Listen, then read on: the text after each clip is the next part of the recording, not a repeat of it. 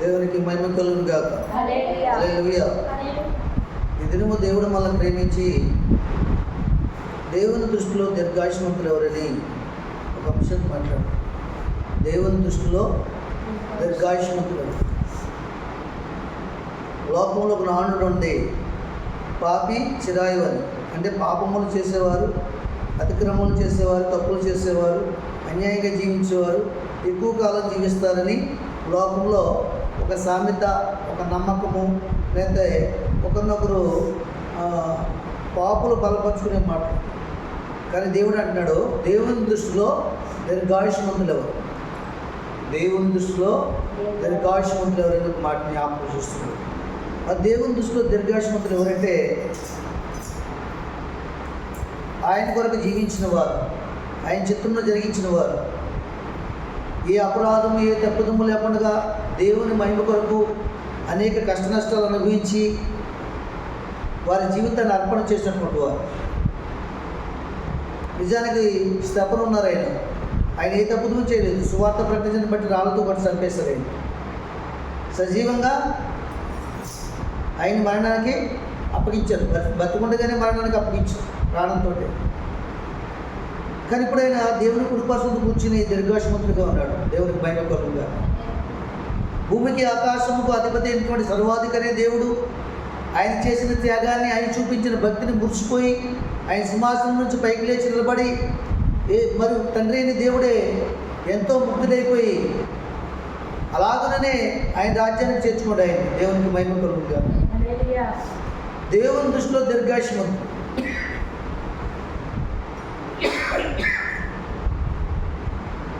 అలాగే యోబు గారు కూడా తన జీవితంలో దేవుని కొరకు నిలబడి దేవుని కొరకు సమస్తాన్ని నష్టపరుచుకుని,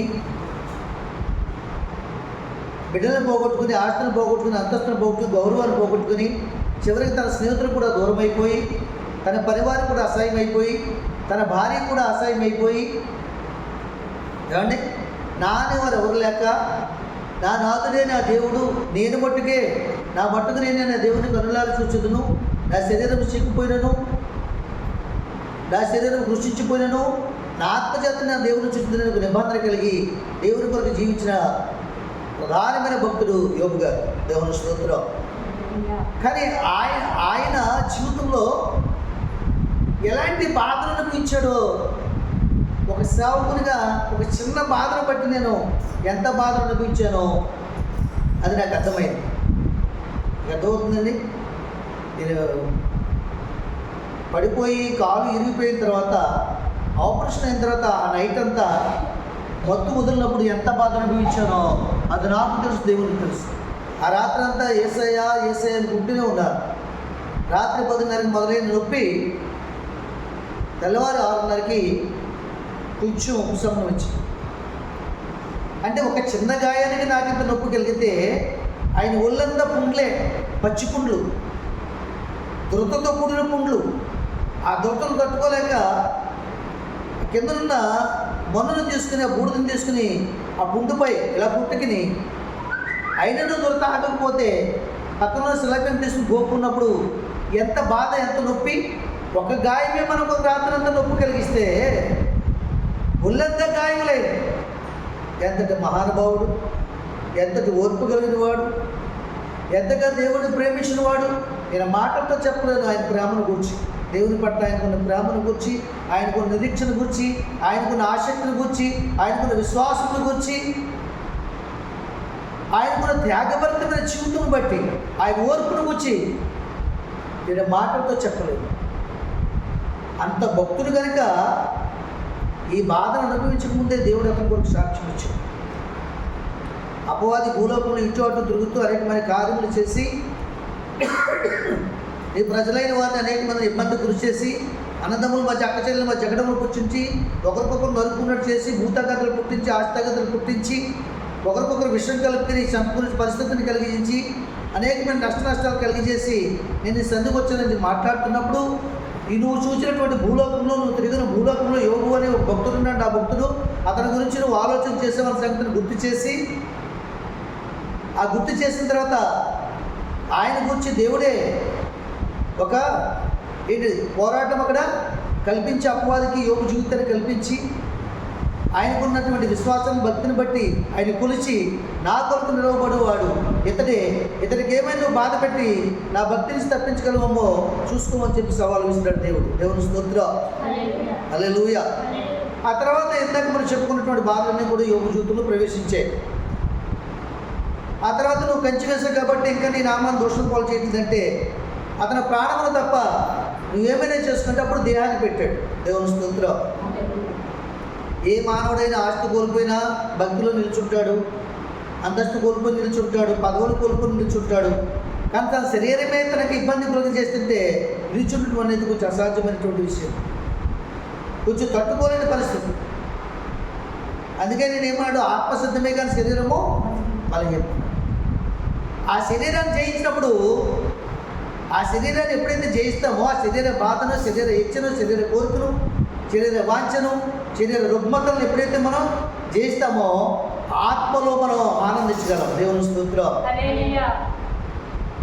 అందుకనే ప్రభు ఏమన్నాడంటే శ్రమ లేని వాడు నా వాడు కాదు. పౌలు గారు కూడా ఆయన జీవితంలో గులియాతుని ఎదిరించిన దగ్గర నుంచి కూడా విపరీతమైన శ్రమలు కదా. ఎవరి కొరకు ఎదిరించాడో, ఎవరి కొరకు ఆ కార్యం ప్రాణం తెగించి దేవుని సన్నిధానంలో దేవుని మీద ఆధారపడి యుద్ధం చేశాడో ఆ వ్యక్తిని బట్టే శ్రమ.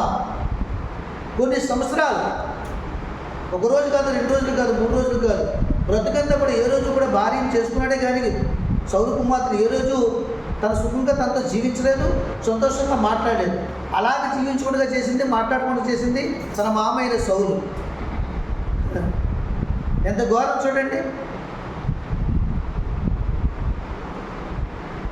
అయినను సరే భరించుకుంటూ సహించుకుంటూ వెళ్ళాడు కాబట్టి తన చేతికే దేవుడు బాధించిన వాడిని అప్పగించాడు. ఆయనను ఏమీ చేయక దేవుని అభిషేకాన్ని గుర్తించి అతని వస్త్రసింగులు కోసి అతని కానవాలుగా చూపించినప్పుడు అతను ఎంతో పశ్చాత్తాపం కలిగి, దావీదా నాయనా నీదే నీ స్వరమని దుఃఖపడినప్పుడు, నీకు నాకు మధ్య దేవుడు తీర్పు తీరుస్తుంది కానీ నేను మాత్రం నీకు ఏ హాని చేయను, ఎందుకంటే నాకంటే ముందుకు నువ్వు రాజయ్య అభిషేకింపబడ్డావు, నా దేవుని భక్తుడు నువ్వు, నీకు హాని చేసే హక్కు నాకు లేదు అని అన్నప్పుడు ఎంతగానో ఏడ్చి కన్నీరు కార్చి పశ్చాత్తాపడి నా దేవుని కూడా నీకు వస్తుంది నాయన, నువ్వు దీర్ఘాయుష్మంతుడు అవుతావు అని అభిషేకించబడిన రాజు చేత శత్రువు చేతే మళ్ళా దీవించబడ్డాడు. అప్పుడు కదా దేవుని దృష్టిలో దీర్ఘాయుష్మంతుడు అయ్యాడు దావీదు. కాబట్టి కూడా దేవుని మైంపరచు. ఎన్నో సంవత్సరాలు జీవించి వృద్ధాప్యం మందు లోపల వెళ్ళినట్టు నేను వెళ్ళవచ్చిన సమయం నాకు వచ్చింది నాయన, మీరు భయభక్తులు కలిగి జీవించిన దేవుని దృష్టిలో నేను ఏదైతే భక్తి నేర్పడో ఆ భక్తిని కొనసాగించండి. లేని ఎడల మీరు వివిధమైన శ్రమల పాలవుతారు, సంతోషాన్ని కోల్పోతారు, దుఃఖాన్ని అనుభవించాలని పరిస్థితి వస్తుంది. దేవుని దృష్టి విరోధమైన పని ఏది చేయొద్దని చెప్పి బిడ్డలు పిలిచి ఆస్తి అప్పగించి భక్తి అప్పగించి నియమ నిబంధనలు అప్పగించి ఏ విధంగా జీవించాలో చెప్పి ఆయన యాత్ర ముగించాడు. దేవుని స్తోత్రం. హల్లెలూయా. దేవుని దృష్టిలో దీర్ఘాయుష్మంతులు ఎవరైతే దేవుని కొరకు నలుగుకొట్టబడతారో, ఎవరైతే శ్రమలు అనుభవిస్తారో వారే జీవకిరీటాన్ని పొందుకుంటారు. ఆ జీవకిరీటమే దీర్ఘాయుష్యుడు. ఎస్, ఇది మరణమే లేదు, వారికి మరణమే లేదు. దేవునికి మహిమ కలుగుగా. ఆ వచనాన్ని మీరు చూపిస్తాను చూడండి. పరిశుద్ధ గ్రంథం యెషయా గ్రంథము 53వ అధ్యాయం 10వ వచనం చూడండి. అతను నలుగగొట్టుటకు యెహోవాకు ఇష్టమాయెను, ఆయన అతనికి వ్యాధి కలుగు చేసి. చూసారా, ఎవరికి ఇష్టమైందంట? యేసు ప్రభువుని నలుగొట్టడం యెహోవాకి ఇష్టమైన, అయినా తండ్రి అయిన దేవునికి తన కుమారుని నలుగొట్టుట ఇష్టమైన కనుక అతన్ని ఎలాగ నలగొట్టడం ఆలోచన చేసి అతని శరీరంలోకి వ్యాధి కలిగజేశాడు. ఏంటి ఆ వ్యాధి? ఆ వ్యాధి ఏంటి?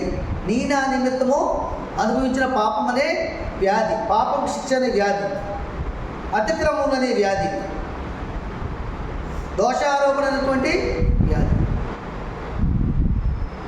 ఇదిగో సర్వ మానవాళి ప్రాయశ్చిత్తమై దేవుని గొర్రెపిల్ల మహాపరిశుద్ధమైన మానవుడు బలవుతుందని భగవద్గీతలో రాయబడినటువంటి వ్యాధి.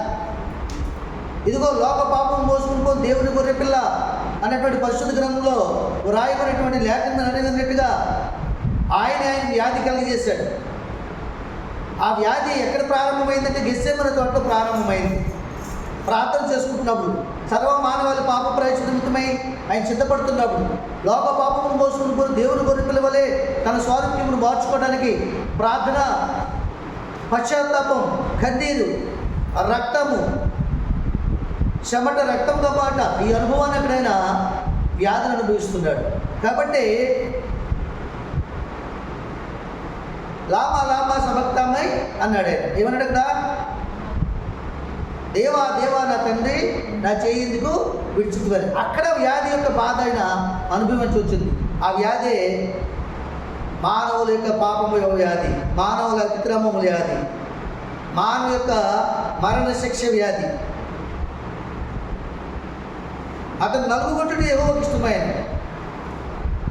ఎవరి కోసం నలుగుట్టాడు? ఆయన్ని ఎవరి కోసం నలుగుట్టాడు? మన నిమిత్తమే. కానీ మనం ఏం చెప్తాం? ప్రార్థనలను, శుక్రవారం ప్రార్థనలు, ఉపవాస ప్రార్థనలో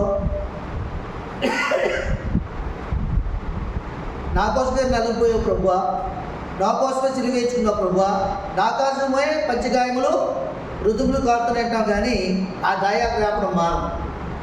అలా అనుకోవడం మంచిదే, కానీ ఎవరి నిమిత్తం అయ్యే మనలో గాయాలు రేపబడుతున్నాయో ఆలోచన చేయాలి. దేవుని స్తోత్రం. ఆయన అలా నలుగుతుంటే దేవునికి ఇష్టమైంది. ఎందుకు ఇష్టమైంది? తన కుమారుడి కంటే ఎక్కువగా నన్ను ప్రేమిస్తాడు కాబట్టి ఆయన కుమారుడు శిక్షకు అప్పగించి ఆయన ప్రేమను మనలో వెల్లడి చేయడానికి తన అతిథి కుమార్తెగా ఇది ఒక కళ్యాణం చేస్తున్నాడు, కార్యం చేస్తున్నాడు దేవాదేవుడు. దేవుని స్తోత్రం. కానీ మనం ఏమంటాం? ప్రభువా నువ్వు బాధింపబడుతున్నావు తండ్రి. ఎవరి కోసం బాధింపబడుతున్నావు? మన కోసం బాధింపు. ఆ సంగతిని గ్రహింపు లేదు, మనకి గ్రహించడం లేదు. మనకి ఆయనకు గ్రహింపు ఉంది. నేను ఎందు నిమిత్తం వచ్చానో, ఎందువరకు నా తండ్రి పంపించాడో, ఎవరి కోసం వెళ్తున్నా వారిని దూషిస్తారు, వారిని నిన్ను హేళన చేస్తారు, వారిని ముఖం మీద ఉమ్ములేస్తారు, వారిని నిన్ను పిడుగుతులు గుద్దుతారు, వారే ముసుగు వేసుకుని గుద్దిన వారు ఎవరో చెప్పమంటారు, నీకు ముళ్ళ కిరీటం పెడతారు, నీ చేతుల్లో మేకులు కొడతారు, నీ కాళ్ళలో మేకులు కొడతారు, నీ పక్కలో బళ్ళు పొడుస్తారు, ఇంకా ప్రాణం ఉందని లేదని అని తండ్రి అయిన దేవుడు కుమారుడు పంపించే ముందే చెప్పడం జరిగింది. అయినను నీ చిత్తము నేను జరిగిస్తాను. వారందరూ నీ బిడ్డలు అవుతారనుకుంటే, నా స్థానంలో వారు ఉంటారనుకుంటే, నా తండ్రి చిత్తాన్ని నేను జరిగించాను కదా. నన్ను సృజించిన వాడు, నన్ను జీవింపచేయవాడు, నన్ను కనుకరించేవాడు, నా కృప చూపించేవాడు, భూలోకానికి పంపించేవాడు, ఈ కష్ట నష్టాలు వచ్చుకోవడానికి ధైర్యము, శక్తి, విశ్వాసం ఇచ్చినవాడు, ఇంత ఈవునిచ్చిన నీ కొరకు నేను వెళ్ళకపోతే ఇక నా బ్రతుకి, నా జీవితానికి ఒక ధన్యత లేదని తండ్రి దేవుడితో సంభాషణ చేసి, ఏమి జరిగినా నీ ఇష్టమని నెరవేరుస్తాను తండ్రి, నీ అభిష్టమని నెరవేరుస్తానని ఈ భూలోకానికి వచ్చాడు. 30 సంవత్సరాల తల్లిదండ్రుల దగ్గర జీవించాడు. 3.5 సంవత్సరాలు సువార్త చేశాడు. గల్లీ గల్లీ తిరిగాడు, ఈది తిరిగాడు, రోగులను స్వస్థపరిచాడు, ఆ రోగములు ఈయన మీద వేసుకున్నాడు. కాబట్టి దూషింపబడ్డాడు, నేరారోపణలు చేయబడ్డాడు, దయ్యం అనిపించుకున్నాడు, బయలుజుబులు అనిపించుకున్నాడు, తిండిపోత అనిపించుకున్నాడు, తిట్టుపోత అనిపించుకున్నాడు. అనిపించుకోలేదా? అయినను సరే ఇవన్నీ కాదు నాకు కావాల్సింది, నా తండ్రిని దేవుని చిత్తాన్ని జరిగించాలి. నువ్వు భక్తిగా జీవిస్తున్నప్పుడు, నీ భక్తి నువ్వు కొనసాగిస్తున్నప్పుడు, నీకు ప్రార్థనా జీవితం కలుగుతున్నప్పుడు, తండ్రిని దేవుని చిత్తాన్ని నువ్వు జరిగిస్తున్నప్పుడు, ఇలాంటి వాళ్ళని యోబుని ఎలాగైతే దేవుడు వాడుకున్నాడో, పౌలు గారిని ఎలా వాడుకున్నాడో, స్తెఫను గారిని ఎలా వాడుకున్నాడో, భక్తులందరిని ఎలా వాడుకున్నాడో, నిన్ను కూడా ఆయన మహిమార్థమై నిన్ను నలుగుంట దేవునికి ఇష్టమై కొన్ని శ్రమల కొనుగోలో పెట్టినప్పుడు నువ్వు దానికి ఇష్టపడి జీవించావు. అంతేగాని నన్ను బాధించేవారు బాగా ఉన్నారు, నన్ను నల్లగొట్టేవారు బాగా ఉన్నారు, వాళ్ళు ఆరోగ్యంగా ఉంటున్నారు, నాకేంటి రోగాలు, నాకేంటి శ్రమలు, నిన్ను నలుగుగొట్టడానికి తండ్రి అయిన దేవునికి ఇష్టమైంది. ఎందుకంటే నువ్వు భక్తిలో ఉన్నావు కాబట్టి నీ భక్తిని ఇంకా పరిపక్వం చేసి, అభివృద్ధి చేసి, పుట్టమ వేసి, సువర్ణమల చేసి, అలంకరణ తీసుకొచ్చి అనేకుల మధ్య నిలబెట్టి నీకు ఒక స్వారూప్యం కలుగ చేయాలి తండ్రి అయిన దేవుని ఉద్దేశం. నువ్వు అనుకుంటున్న వారికి ఈ స్థితి లేదు. వాళ్ళ క్రియలే వారికి తీర్పు తీరుస్తాయి. వాళ్ళ భక్తి అయితే వారికి తీర్పు తీరుస్తుంది. వారు దేవుని రాజ్యం ద్వారం దగ్గర రాలేరు. వారు ఎడమ వైపు వారు, కుడి వైపు వారు. నీకంటూ ఫలం ఉంది. నేను దీర్ఘాయుష్తో నింపుతాడు దేవుడు. నీ కొరకు రాజ్యం సిద్ధపరిచాడు. నిన్ను దీర్ఘాయుష్మంతం చేయాలనుకుంటున్నాడు. ఈ లోకం కొరకే, ఈ లోకంలో జీవించడం కోసమే నిన్ను 100 సంవత్సరాలు బ్రతికించాలనుకోవట్లేదు దేవుడు. ఈ లోకంలో జీవించిన తర్వాత కూడా నీకు ఒక జీవం ఉంది, నీకు ఒక పరలోకం ఉంది, నీకు ఒక నిత్యరాజ్యం ఉంది, నీకు ఒక ఎల్ఐసి పాలసీ ఉంది. చనిపోయిన తర్వాత కదా ఎల్ఐసి పాలసీ వస్తుంది అందరికీ. అలాగే నీ జీవము క్రీస్తు దగ్గర దాచబడి ఉంది, తండ్రి అయిన దేవుని దగ్గర దాచబడి ఉంది అన్నాడా లేదా ఆయన? నీ కొరకు స్థలం సిద్ధపరచడానికి వెళ్తున్నానని చెప్పి అందుకొరకు నువ్వు అనుభవించా. నీలాగా భక్తి కలిగిన వారికి, నాలాగా భక్తి కొనసాగిస్తున్న వారికి, దేవుని కొరకు జీవించే వారికి శ్రమలు వచ్చినప్పుడు భక్తిహీనులు రకరకాలుగా చెప్పుకుంటారు. వాళ్ళు విరోధంగా జీవించిన జీవిత విధానాన్ని జ్ఞాపకం చేసుకుంటారు. ఇదిగో మేము ఇలా చేయమన్నాము, సమాజం దగ్గర అలా చేయమన్నాం, ఇలా చేయమన్నాం, చేయలేదు. కోడి వద్దని చెప్పాడు, 3 చోట్ల తెంచుతామని చెప్పాం, సమానం వద్దని చెప్పాడు, మాతో వాదించాడు. ఉత్తర దక్షిణ ఎందుకు తీసారు కొయ్యని అడిగాడు, తూర్పు పరమటి చేయాలని అడిగాడు, తూర్పు వైపు ప్రార్థన చేయాలని అడిగాడు. అందుకే అతని కాలు విరిగిపోయింది, అందుకే అతని కుటుంబం అతని మీద తిరగబడుతుంది, అందుకే అతని కొడుకు అతని మీద తిరుగుబాటు చేస్తున్నాడు, అందుకే అతని అన్నములు అతని మీద తిరుగుబాటు చేస్తున్నారు, అందుకే అతను ఇల్లు కట్టుకోలేకపోయాడు, అందుకే అతని బిడ్డలకి గొడ్రాలుగా ఉన్నారు. ఇలాంటి మాటలు మాట్లాడుతున్నాడు. ఆ మాటలకు నువ్వు కృంగిపోకూడదు. లేవనెత్తి ఏసేని కలిగి ఉన్నావు. నీతిమంతులు అనేక మంది పడిపోయినా వారిని దేవుడు లేవనెత్తాడు. భక్తిలు పడిపోతే ఒక్కడు కూడా లేవనెత్తాడు. ఆధారం మీద దానికి ఆశ్రయమే లేదండి. మనకు ఒక ఆశ్రయం ఉంది, మనకు ఆధారం ఉంది. కాబట్టి వాళ్ళ మాటలు మనసును పెట్టు. యోబు గారు తన భార్య కూడా దూషించింది. ఎప్పటికైనా నీ దేవుడిని దూషించు చచ్చిపో అని అడిగింది. ఏమన్నాడైనా? నువ్వు మూర్ఖురాలు వలె మాట్లాడు. దేవుని చేత మేలు అనుభవించగదా, కీడు అనుభవించగదా? ఆస్తులు అంతస్తున్నప్పుడు దేవుడు పొగిడేవే, ఇప్పుడు అన్నీ పోతే నాకు ఎలాగా సేవ చేయట్లేదు. నా బాధ నేనే పడుతున్నాను, నా జీవుని నేనే పెట్టుకుంటున్నాను, నా రక్తాన్ని నేనే పోక్కుంటున్నాను, దానివల్ల వచ్చే నొప్పుని నేనే బాధపడుతున్నాను. నీకు బాధ కలగట్లేదు. అయినా నీకెందుకో ఈ బాధ వచ్చిందంటే నీలో ఉన్నది అపవాదే కానీ నువ్వు కాదు. నిజానికి భార్య ఎవరైనా భర్తను చనిపోమని అడుగుతుందా? ఎట్టి పరిస్థితులు అడగదండి. అవసరమైతే తన ప్రాణాన్ని పెట్టడానికి కూడా ఇష్టపడతాడు.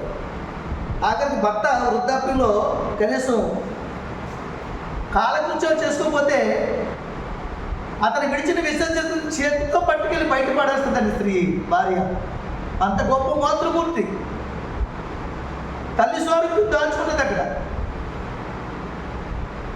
అతను విడిచిన మూత్రాన్ని కూడా ఎత్తికి పోస్తుంది ఎత్తుకెళ్ళి. ఆ చేతులతోటే మన అన్నం తింటారు. తిన బుద్ధి అంటుంది. తర్వాత మన మనసు ఆత్మ మనసు ఒకటే కదా. అలాంటి భార్య నోటంటే ఆ మాట వచ్చిందంటే అది అపవాద పలికిస్తున్న మాట కానీ నా భార్య పలుకుతున్న మాట కానీ. ఎందుకంటే నా జీవితంలో ఎప్పుడూ ఒక మాట అనలేదు, ఎప్పుడూ తిరిగేలేదు. వాడి ఉద్దేశం సఫలం చేయడానికి, నా దేవునికి అపకీర్తి తీసుకురావడానికి నన్ను ప్రేరేపిస్తున్నాడు వాడని ఆ విధంగా యోబు మాట్లాడి నోటు మాటతో కూడా పాపం చేయకుండా దేవుని చిత్తాన్ని జరిగించారు. చెప్పడం దేవుని మైండ్.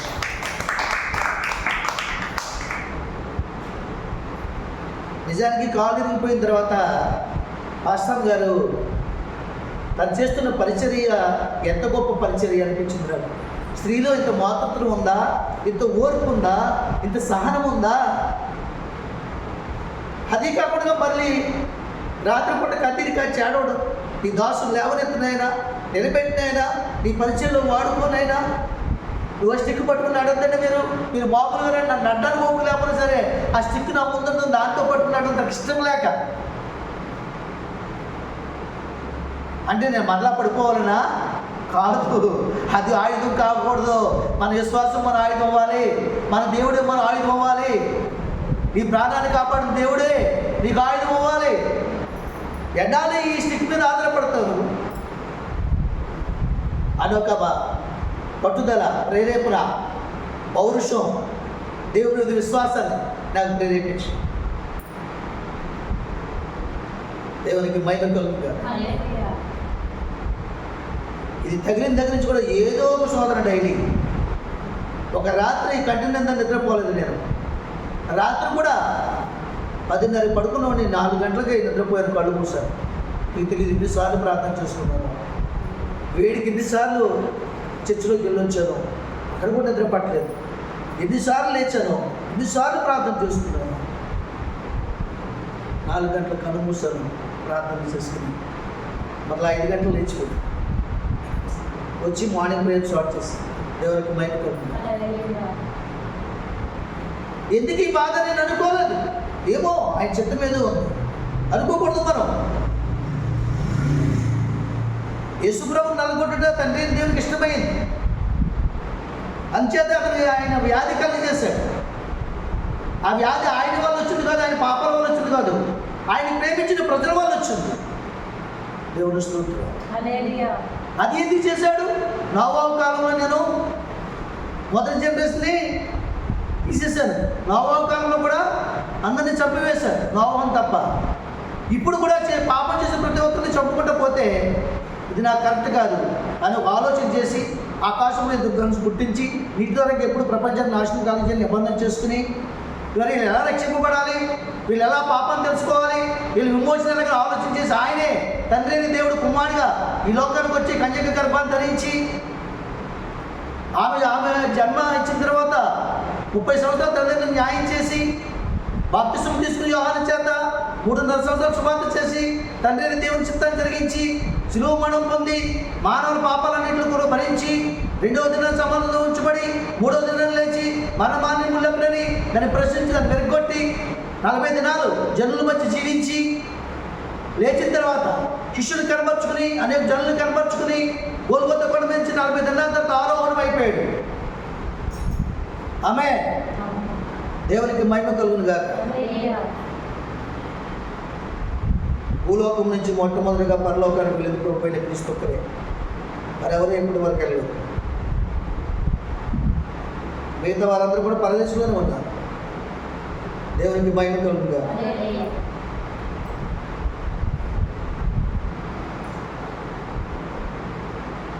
మొదటి మనం లేకుండా తండ్రి అయిన దేవుని దగ్గర తీసుకునే ఆయన పేరు ఏంటంటే పాత నిబంధన గ్రంథంలో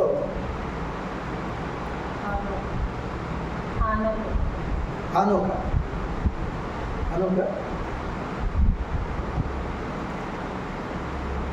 ఎస్, హానోకును దేవునితో కూడా దేవుడు కొనుక్కోయినాడు. దేవుని స్తోత్రం. ఆయన పాత నిబంధనలో వెళ్ళారు, ఈ కొత్త నిబంధనలో దేవుని స్తోత్రం. ఎందుకు ఇష్టమైందంటే ఆయనకి అదే ఆయన అతనికి వ్యాధి కలుగు చేసింది. అతడు తను తానే అపరాధ బలిగా చేయగా అతని సంతానం చూసారా, అతడు తను తానే అపరాధ బలి చేయగా అతని సంతానము చూసారా, ఆయనే తన కుమారుడిని అపరాధ బలి చేయగా బలిగా అర్పణ చేయగా అతని సంతానము చూసాడు. నిజానికి ఆయన సంతానం ఎవరు? ప్రభు అయిన క్రీస్తు. ఆయన్ని బలి అర్పణ చేస్తుంటే ఆయన సంతానం చూసిన. ఆయన సంతానం ఎవరు? ఇప్పుడు మనమే ఆయన సంతానం. చూశారు కదా, చాలామంది చిన్న వేస్తున్నాం, రొమ్ము కొట్టుకున్నారు కదా, ఏడ్చారు కదా, చూసారా లేదా? ఆయన సంతానం, ఈ సంతానం కోసం ఆ సంతానాన్ని బలిగా అర్పించాడు. ఎందుకంటే ఆ యాగం చేయగల సామర్థ్యము, శక్తి, పవిత్రత, పరిశుద్ధత ప్రభు అయిన క్రీస్తు తప్ప మరి ఎవరిలోనూ భూలోకం మనుషుల్లో లేదు. ఎందుకు లేదంటే జన్మతః పాపం కలిగినటువంటి వారు. యేసు ప్రభు వారి జన్మలో కూడా పాపం లేదు, కన్యక గర్భంలో జన్మించాడు, పరిశుద్ధాత్మ ద్వారా జన్మించాడు. జీవించిన కాలంలో ఎక్కడ పాపం అంటుకోకూడగా తను కాపాడుకున్నాడు. ఏ లోకమాన తను అంటుకోకూడగా తను పవిత్రపరచుకుని పరిశుద్ధపరచుకుని తండ్రి అయిన దేవుని చిత్తాన్ని జరిగించాడు. దేవునికి మహిమ కలుగుతుంది. హల్లెలూయా. అంచేత ఆయన బలిగా అర్పణగా అయిపోయి కాబట్టి అతను దీర్ఘాయుష్మంతుడును యెహోవా ఉద్దేశమంతుల వల్ల సంప్రభుడు. చూసారా, ఆయన దీర్ఘాయుష్మంతుడు అయ్యాడా లేదా? యెహోవా ఉద్దేశమంతుల వల్ల దేవుని ఉద్దేశం ఏంటి? దేవుని ఉద్దేశం ఈ మానవులకు నశించుకోకూడదు, వీరు రక్షింపబడాలి, వీరి మీద మరణ ప్రభుత్వము చేయకూడదు. కాబట్టి నేనే మనుషుల మధ్య పరిశుద్ధుడిగా, నీతిమంతుడిగా, నిందారహితుడిగా, నిర్దోషిగా వెళ్ళి నా ప్రజలను కాపాడుకుంటానని ఆయనే తండ్రి అయినటువంటి దేవుడే కుమారుడిగా ఈ లోకానికి వచ్చి పరిశుద్ధాత్మ కుమారుని తీసుకెళ్లి పరిశుద్ధాత్మను అనుగ్రహించి బోధ చేసి వాక్యానుసారంగా జీవించిన వారికి నీ వాక్యం నన్ను బ్రతికించును, నా బాధల్లో నెమ్మదినిచ్చిన సంగతిని గుర్తు చేస్తూ మనకు బోధిస్తూ మనకి జ్ఞాపకం చేస్తూ తండ్రి అయిన దేవుని చిత్తాన్ని పరిశుద్ధాత్మ దేవుడు జరిగిస్తున్నాడు. ఆదరణకర్త ఇప్పుడు మనల్ని ఏలుబడి చేస్తున్నాడు. ఆదరణకర్త పరలోక రాజ్యానికి ఒక మార్గాన్ని చూపిస్తున్నాడు. ఆదరణకర్తే పరిశుద్ధాత్మ దేవుడు మనల్ని వారు మనసు అనుభవంలోకి తీసుకొస్తున్నాడు. యేసుప్రభు వారు బోధ చేయడానికి లోకంలో ఇప్పుడు లేరు కదైనా, అందుకే ఆదరణకర్త పంపించాడు. ఎందరైతే దేవుడు తన చిత్త ప్రకారంగా ఆయనకి అనుగ్రహించున్నాడు వారందరికీ ప్రార్థన చేసి అప్పగించి ప్రతిష్ఠించి ఆయన ఆహ్వానపడమయ్యాడు. ఆయన చిత్తాన్ని జరిగించాడు. దేవుని స్తుతిలో నిజానికి ఆయనకి ఏ పాపము చేయలేదైనా. చూడండి, అప్పుడు అతను మరణమైనప్పుడు 9వ వచనం, అతను మరణమైనప్పుడు భక్తిని తప్పుడు సమాధించి నియమింపబడిను, ధనవంతుని యొక్క అతడు ఉంచబడిను, నిశ్చయంగా అతడు అన్యాయం ఏమీ చేయలేదు, అతని నోట ఏ కపటంలో లేదు. చూసారా, ఆయన ఎవరి దగ్గర ఉంచబడ్డాడంట? ధనవంతుని యొద్ద ఉంచబడ్డాడు. ఏ ధనవంతుడు? ధనవంతుడు 2 రకాలు ఉన్నారు. లోక ధనవంతులు, పరలోక ధనవంతులు. ఈ లోక ధనము ఏమైపోద్ది? చిమ్మిటి పడుతుంది, చెదపడుతుంది, మట్టిలో కలిసిపోద్ది, కాలిపోద్ది. పరలోక ధనం ఆ పరిస్థితి దానికి నిత్యము వాడబారది, ఎల్లప్పుడూ ఒకేలాగా. ఆయన ధనవంతుడి దగ్గర ఉంచబడ్డాడట.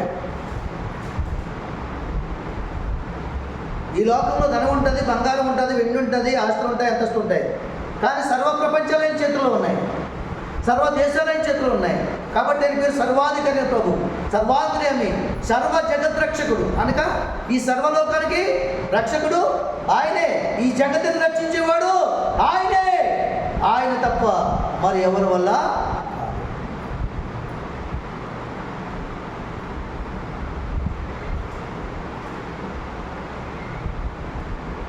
నిశ్చయముగా అతను అన్యాయం ఏమీ చేయలేదు, అతని నోట ఏ కపటంలో నిశ్చయముగా అతను అన్యాయం ఏమీ చేయలేదు, అతని నోట ఏ కపటం లేదండి. ఎక్కడైనా కపటంగా మాట్లాడాడైనా? మాట్లాడా? తల్లిదండ్రుల దగ్గర కూడా కపటంగా మాట్లాడలేదండి. ఆయన తల్లిదండ్రులతో వెళ్తూ ఒక దగ్గర ఆహారంలోకి వెళ్ళి సువార్త చెప్పడానికి వెళ్ళినప్పుడు అక్కడ బోధ చేస్తూ తల్లిదండ్రులు కనబడలేదు. తల్లిదండ్రులు వెతుక్కుని వచ్చి ఆ సభ ముగిసిన తర్వాత ఎక్కడికి వెళ్ళావు నాయన అంటే, నీకోసం వెతుకుతున్నావు అంటే, నన్ను వెతకవలసిన అవసరం మీకేముంది? నేను నా తండ్రి అయిన పని నేను చేస్తున్నాను, నా తండ్రి అయిన దేవుని చిత్తాన్ని జరిగిస్తున్నాను.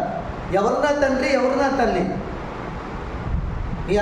మీ తల్లిదండ్రులు వచ్చారు దగ్గర బోధ చేస్తుంటే శిష్యులు చెప్తారు, ఎవరు నా తండ్రి, ఎవరు నా తల్లి? నా తండ్రి చిత్తాన్ని జరిగించి ఆయన పనిని తుదముట్టించేవారే నాకు తల్లియు నా తండ్రి అని. యేసుప్రభు ఆకలి కదా ఆహారం తినడం అంటే, నాకు ఆహారం పానమును నా తండ్రిని దేవుని చిత్తాన్ని జరిగించుట, ఆయన ఉద్దేశం సఫలం చేయటం నాకు ఆహారము పానమునై దేవునికి మహిమ.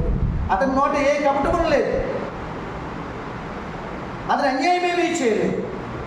న్యాయమైన దేవుడే అయినను అన్యాయంగా తీర్పు తెచ్చారు, అన్యాయంగా నిందలు వేశారు, అన్యాయంగా ఆయన కొట్టారు. ఎందుకు చేశారంటే నా నిమిత్తం. దేవుని స్తోత్రం. ఒక మాట చెప్తాను వినండి. ఇప్పుడు మీరున్నారు, మీ అబ్బాయి వెళ్ళి ఒక దగ్గర తప్పు చేశాడు, బహు ఘోరం నేరం చేశాడు, వాడిని కట్టేసి కొడుతున్నారు, అక్కడ శిక్ష చేస్తున్నారు. ఆ కబురు నీకు తెలుస్తుంది. పరుగుని వెళ్ళి, అయ్యలారా మీ వందనాలు, నా కుమారు నా కళ ముందు చనిపోవడం నాకు ఇష్టమో లేదు, కాబట్టి వాడిని విడిపించండి, వాడికి బదులు నా ప్రాణాన్ని పెడతాను, నన్ను కట్టేసి కొట్టి చంపేయండి అనే తల్లి అంటదా? అనకపోతే తల్లి కాదు కదా, అంటది. అప్పుడు వారు ఏం చేస్తారు? వారు కావాల్సింది ఏంటి? శిక్ష. ప్రాణానికి ప్రాణం, కంటికి కన్ను, కంటికి. అప్పుడు అదే జరిగింది కదా. అలాగే ఈ తల్లి వెళ్ళి కట్టబడినప్పుడు వాళ్ళు ఆ అబ్బాయిని విడిపించి ఆ తల్లిని కొట్టి చంపి విడిపిస్తారు. అవునగా చెప్పండి, ఇది ప్రేమ కదా? పేగు ప్రేమ, కడుపు ప్రేమ, అవును కదా? అలాగే ప్రభు అయిన క్రీస్తు మనందరినీ విడిపించడానికి ప్రాణాన్ని పెట్టాడు. పెట్టి చనిపోలేదైనా, సజీవుడే లేచాడు. నిజంగా నీ కుమారుని కోసం అంత త్యాగం చేస్తే, అంత ప్రేమను చూపిస్తే దేవుడిని విడిచిపెట్టడం. మనుషుల ముందు నీకు మరణం వస్తుంది, కానీ దేవుడి ముందు మరణం రాదు. నీ కుమారుడు మార్పు వస్తుంది, మరెన్నడూ తప్పు చేయడు. నా తల్లిని పోగొట్టుకున్న నేను పశ్చాత్తాపం వస్తుంది. ఒక దినమును సేవకుడుగా చూస్తాడు దేవుడు, ఒక ఒక రోజు నీ సన్నిధికి వచ్చినప్పుడు వాడు నీవు ఏకమై దేవుడి శుద్ధిగానం కూడా పాడింది. బంగారం మీద తిరిగి చెప్పడం కూడా తిరిగి దేవుని దృష్టి దీర్ఘమైన శ్రోతలు ఎవరైతే ఆయన కొరకు నలిగిన వారు, ఆయన కొరకు నష్టపరుచుకున్నవారు, ఆయన కొరకు లోకాన్ని విడిచిపెట్టిన వారు, లోకం విషయంలో విరిగిపోవాలి, పాపం విషయం కలిగిపోవాలి, పరిశుద్ధత కలిగి జీవించాలి. శ్రమ లేని వాడు నా వాడు కాదు, శ్రమ పొందిన తన జీవ కిరీటం నేను ఇస్తానని చెప్పాను. ఇలాంటి వారే దేవుని దృష్టిలో దీర్ఘాయుష్యం. మిగతా వారెవరు కూడా దేవుడి మాటలు దీవించిన కనుక చెప్పడం